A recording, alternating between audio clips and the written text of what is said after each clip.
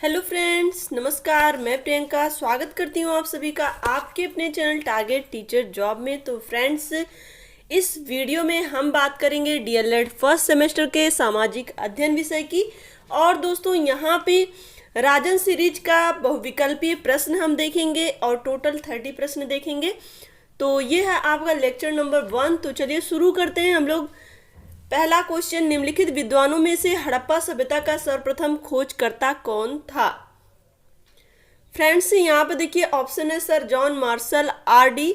Banerjee, A Cunningham, Dayaram Sahni. तो दोस्तों, यहाँ पे हड़प्पा सभ्यता के बारे में पूछा गया है। तो हड़प्पा सभ्यता के सर्वप्रथम खोजकर्ता दयाराम साहनी जी। तो इसका जो सही आंसर होगा वो हो जाएगा आपका डी। नेक्स्ट क्वेश्चन देखेंगे, किस सभ्यता को नील नदी का वरदान कहते हैं?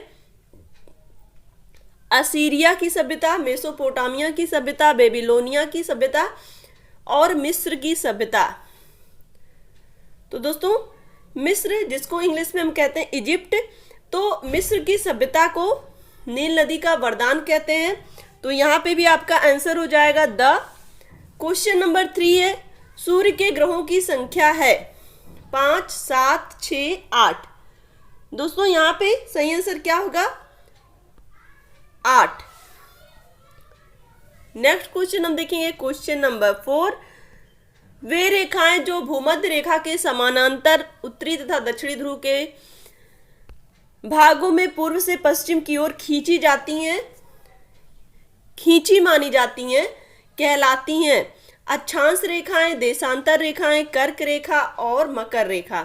तो फ्रेंड्स, यहाँ पर देखिए भूमध्य रेखा के समांतर, यानी कि आप सबसे पहले यहाँ पे ये समझिए, ये है हमारी पृथ्वी और यहाँ पर बीचों बीच, पृथ्वी के बीचों बीच जो रेखा खींची जाती है, हॉरिजेंटल रेखा, यानी कि ये रेखा, इसको हम कहते हैं भूमध्य रेखा। तो भूमध्य रेखा के समांतर कह रहा है यहाँ पे। तो यहाँ पे जो भूमध्य रेखा के समांतर दोनों तरफ जो रेखाएं खींची हुई हैं, ये रेखाएं अक्षांश रेखाएं कहलाती हैं। कैसी रेखाएं कहलाती हैं? अक्षांश रेखाएं।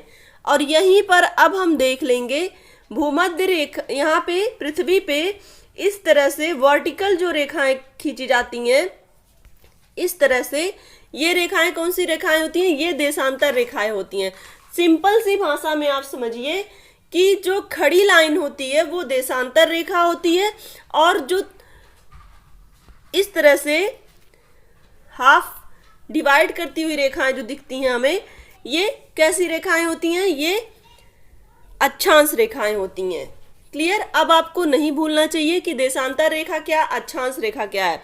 देशांतर रेखाएं वे रेखाएं होती हैं जो सीधी लाइन में दिखती हैं हमें, और अक्षांश रेखाएं वो रेखाएं होती हैं जो तिरछी लाइन में दिखती हैं, यानी कि आधा हाफ ऑफ में दिखती हैं। चलिए आगे देखते हैं। Question number 5। क्वेश्चन नंबर 5 है, यहाँ भारत किस गोलार्ध में स्थित है? उत्तरी गोलार्ध, दक्षिणी गोलार्ध, आध तथा बा दोनों, इनमें से कोई नहीं। तो दोस्तों, भारत उत्तरी गोलार्ध में स्थित है। उत्तरी गोलार्ध में स्थित है। दोस्तों देखिए, ऐसे आपको समझ में नहीं आएगा जब आप एक ग्लोब लेंगे और ग्लोब में आप देखेंगे कि ये जो भूमध्य रेखा ये बीचों बीच काट रही है। तो भूमध्य रेखा के ऊपरी हिस्से को हम उत्तरी गोलार्ध बोलते हैं और दक्षिणी हिस्से को दक्षिणी गोलार्ध बोलते हैं।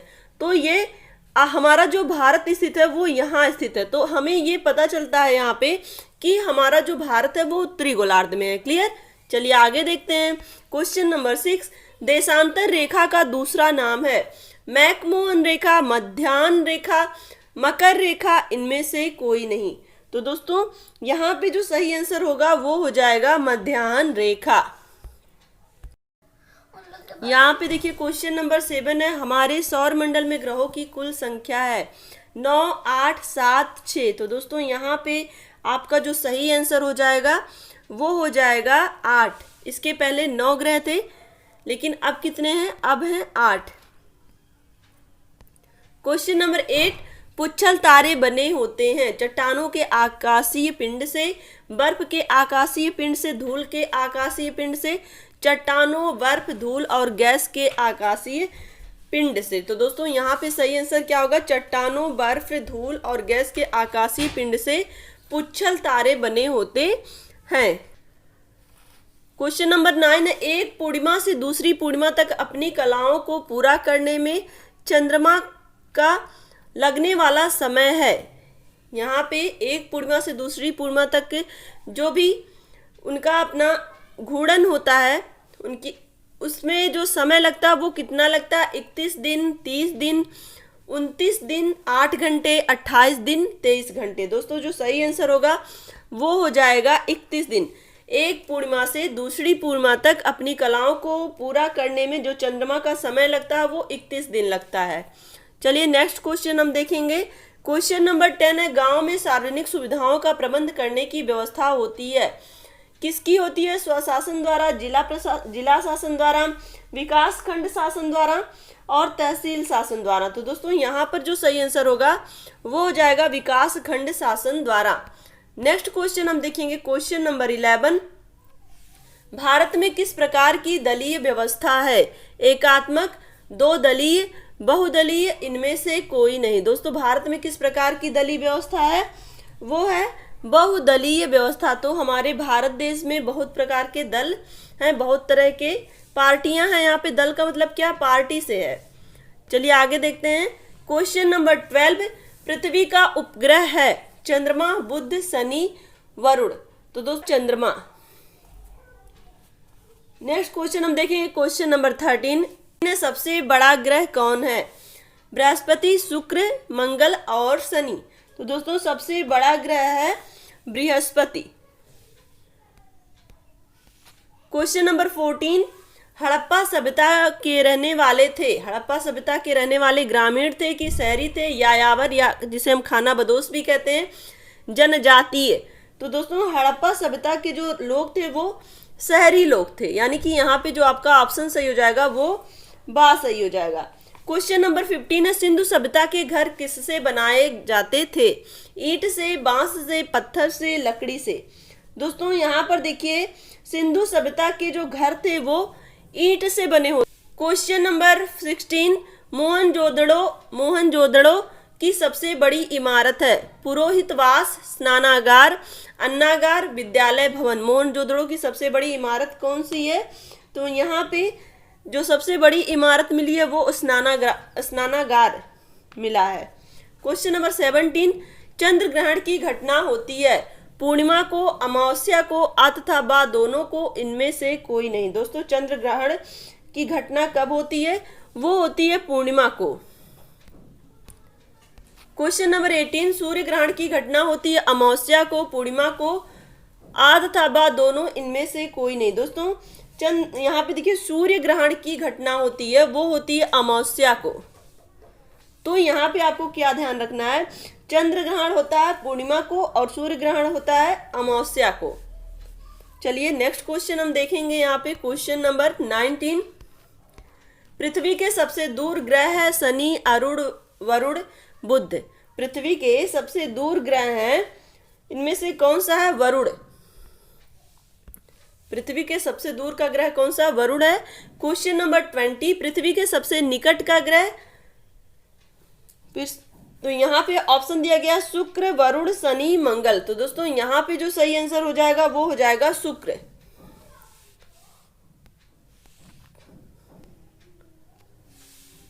पृथ्वी और शुक्र को जुड़वा बहन भी कहा जाता है।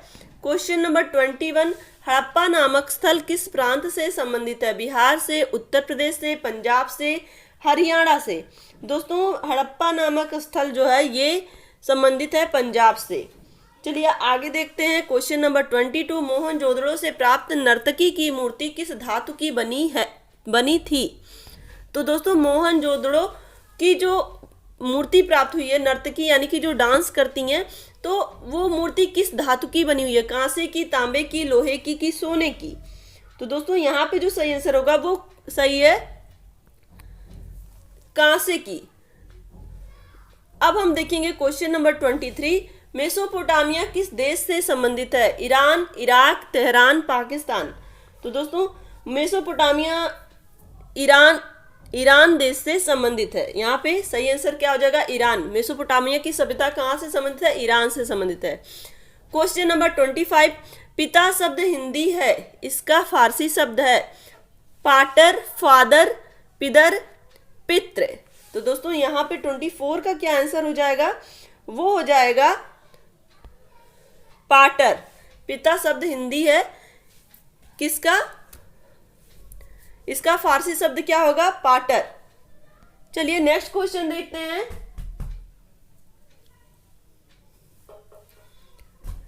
क्वेश्चन नंबर 25 है, वैदिक काल में एक ही वंश के सभी लोगों को कहते हैं वंशज, परिवार, भीड़ और जन। तो दोस्तों 25 का जो सही आंसर हो जाएगा वो हो जाएगा वैदिक काल में एक ही वंश के सभी लोगों को कहते हैं, क्या कहते हैं, वंशज कहते हैं।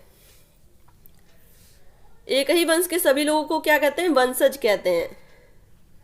क्वेश्चन नंबर 26, ग्रह को अंग्रेजी भाषा में कहते हैं प्लांट, प्लानेट, पेंट, प्लान। दोस्तों देखिए आपको बहुत ही अच्छे से पता होगा कि ग्रह को अंग्रेजी भाषा में क्या कहते हैं, प्लानेट कहते हैं।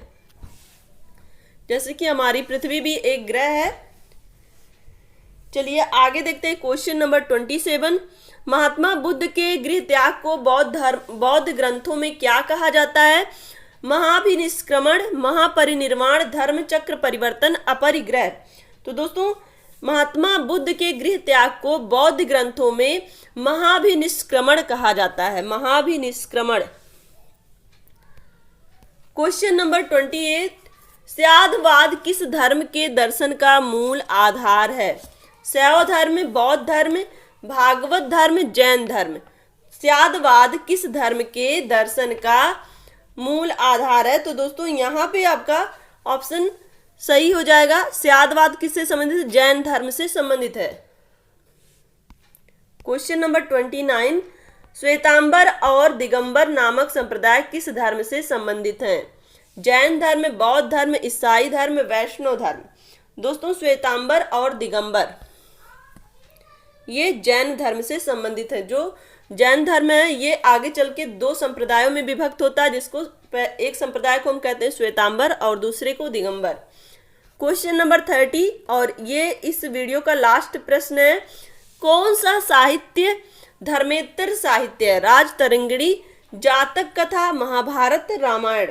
तो दोस्तों यहाँ पे देखिए साहित्य धर्मेतर साहित्य हो जाएगा राजतरंगिणी। ये किसके द्वारा रचित है, कल्हड़ जी के द्वारा, कल्हड़ की राजतरंगिणी, इसको धर्मेतर साहित्य कहा जाता है। क्लियर।